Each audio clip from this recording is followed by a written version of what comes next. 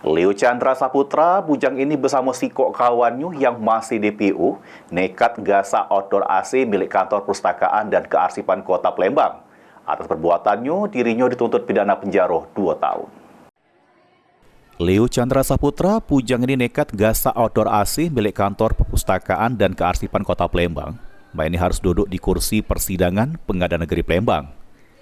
Di hadapan majelis hakim yang diketuai Hakim Nur Ikhwan Ikhlas Riada, jaksa penuntut umum baca tuntutan terhadap terdakwa.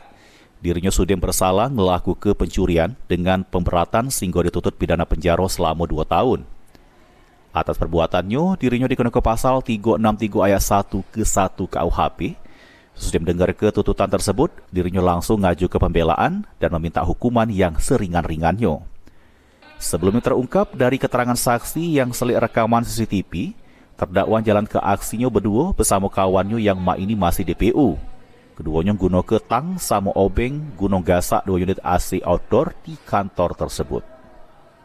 Lutfi, PAL TV.